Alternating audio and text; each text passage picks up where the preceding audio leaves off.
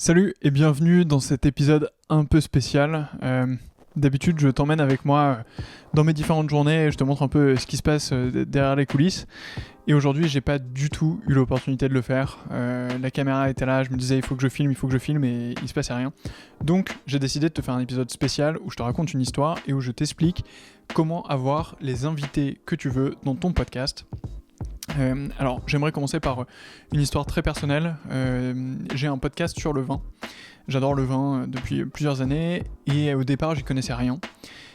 Et du coup, je me suis dit, comment faire pour apprendre le vin? La meilleure manière de le faire, c'est d'aller voir des gens qui s'y connaissent.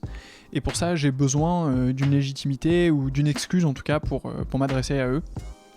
Et donc, je me suis dit, je vais créer un podcast sur le vin et je vais m'en servir comme prétexte pour aller à leur rencontre.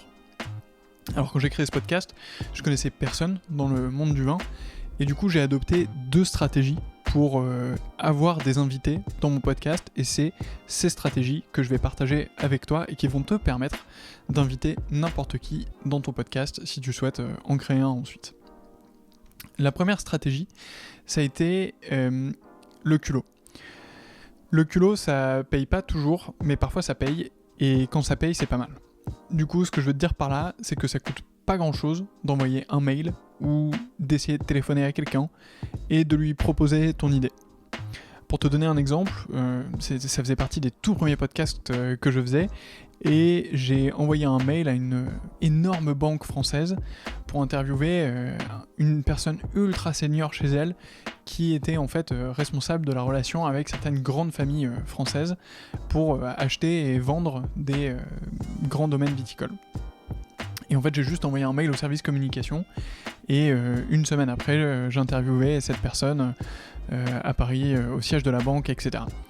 Donc ce que je veux te dire par là, c'est que tu peux tenter d'envoyer un mail, d'argumenter un peu les choses, et si tu fais les choses bien et que tu présentes bien ton projet, y a peut-être une chance que ça réussisse.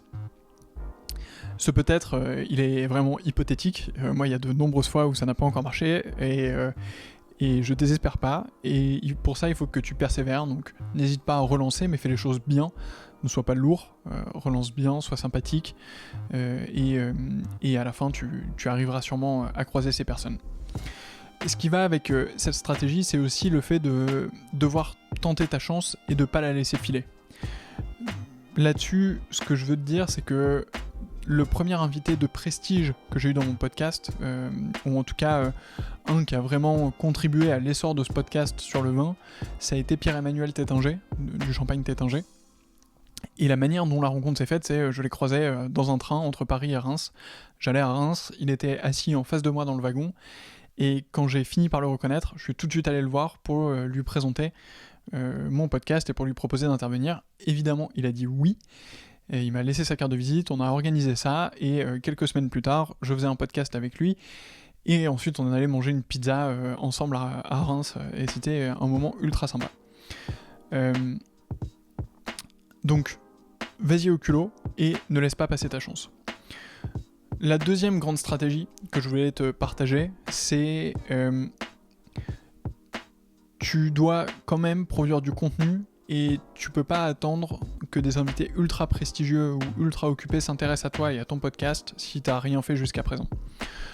Ce que ça veut dire, c'est que si tu crées aujourd'hui un podcast sur le business, une des personnes que tu veux sûrement interviewer peut être, Bernard Arnault ou Mark Zuckerberg ou Bill Gates. Le truc, c'est que c'est des objectifs qui sont incroyables, mais t'as quand même peu de chances d'y arriver. Tu peux tenter, tu peux essayer d'envoyer un mail à bernard.arnault@lvmh.com ou je ne sais quelle adresse email, mais t'as quand même peu de chances qu'ils te répondent. Par contre, tu peux quand même produire du contenu avec des personnes qui sont peut-être moins connues, peut-être un peu plus nichées, mais qui ont quand même de l'expertise, qui ont du réseau, qui ont des choses à t'apprendre, et il faut vraiment que tu vois ton parcours comme une initiation pour arriver à des invités de plus en plus incroyables ou de plus en plus réputés. Donc à moins que tu sois déjà hyper connu dans ton milieu ou que tu aies vraiment une street cred incroyable, t'arriveras pas à interviewer la star internationale de ton milieu en quelques jours ou en quelques semaines. Par contre, il faut que tu continues à produire du contenu, que tu le fasses de manière régulière, que tu gagnes en crédibilité, que tu gagnes en auditeurs, et petit à petit tu vas pouvoir avoir de plus en plus d'invités ou des invités de plus en plus facilement. Donc il faut que tu cumules ces deux stratégies, vas-y au culot sur certains invités, et continue à produire du contenu, toujours, publie, et un jour il va se passer quelque chose qui va te permettre d'avoir accès à ton but ultime, à la personne que tu veux absolument rencontrer ou absolument interviewer.